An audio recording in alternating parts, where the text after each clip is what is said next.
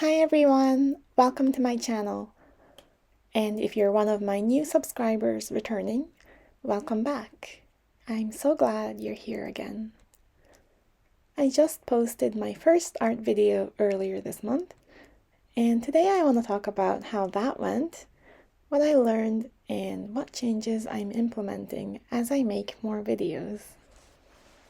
But first, a little story behind today's art. This is another piece inspired by the teddy bear pack of cards, and today I'm working on the Ace of Hearts.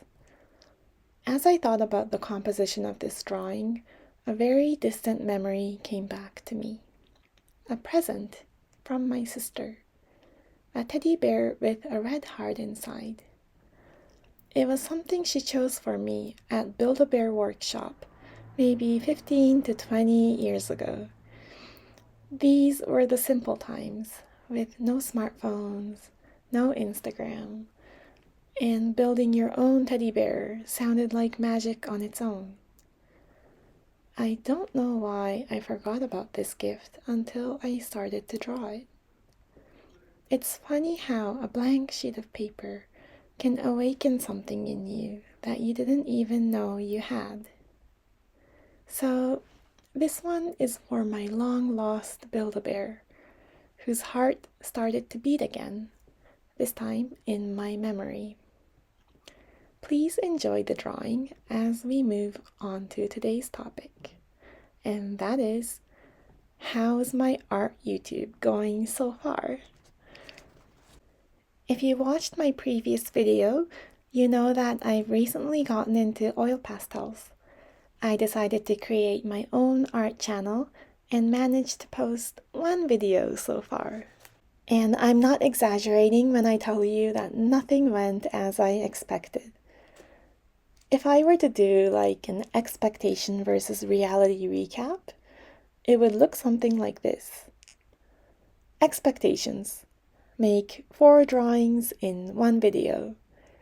Each drawing would take like 15 minutes, and they would all be good, by the way.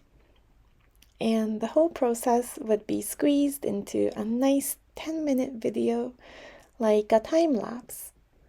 So, not a lot of editing to do. And then all I need is a quick voiceover, and that'd be it. I quite frankly admire the confidence I had going into this, because the reality was that one drawing on its own took 2 hours to make.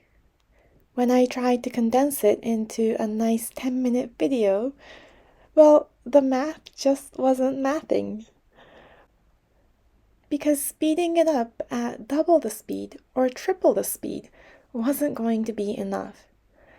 I realized I would need to speed it up like 12 times the speed in order to fit everything into a 10-minute video. And that might look okay for a speed paint using brushes, but since I'm working with pastels, there's a lot more hand movement in my videos.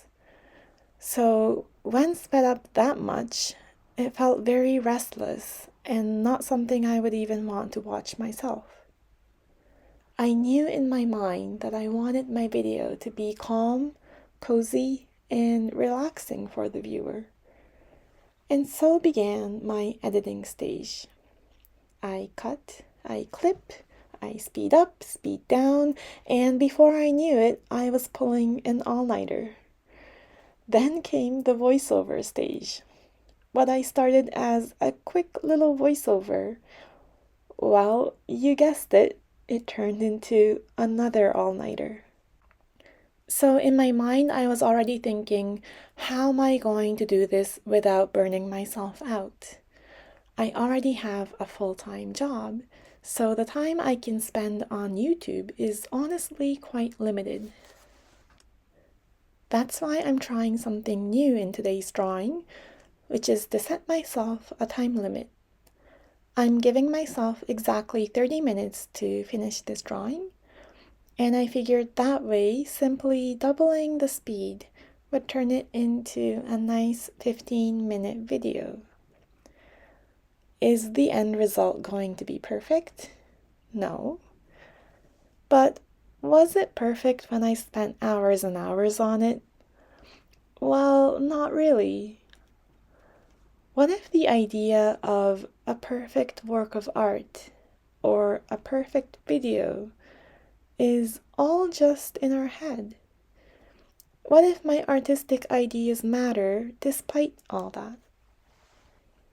And with that open-ended question, I'm gonna go ahead and post this video. It's far from being perfect, but who knows what impact it could have. At the very least, it's giving me hope again that YouTube is something I can actually do, even with a full-time job. I just need to figure out a way that works for me. And besides, no matter how much I chase perfectionism, my creations aren't always going to have the end result that I intended. A good example of this is a comment that I got on my last video. One of my new subscribers commented, "Beautiful work. I will follow this video and try to do it. I'm new with oil pastels." Now this comment surprised me because I honestly never thought that my video had any significance as a tutorial. I had heard this very famous rule that all YouTube coaches swear by, and that is every video or every content can be categorized as either entertainment or educational. And I went into this thinking, well, there's no way my art can be educational or my video can be educational. I'm not good enough to teach anything. So it must fall under entertainment. But what I'm starting to realize now is that it's actually not that black or white. You can intend your video to be perceived a certain way, but your audience may look at it differently, in a way that's even nicer than what you intended. I'm actually quite thrilled to have a comment saying that someone is gonna follow my drawing. It motivates me to make something like a tutorial. It gives me ideas for my next videos. And overall, I'm just really happy that people are, finding their own ways to engage with my videos. And I think my job here is not to chase perfectionism and, only post things that I think mean something to everybody and, get the exact feedback that I imagine or any boring things like that. I think my job here is to be free in what I create, try new things, and take you along with me on this journey that I'm on, this really exciting YouTube journey and my art journey. And if that sounds like something fun to you, then please consider subscribing. I hope I'll see you again soon.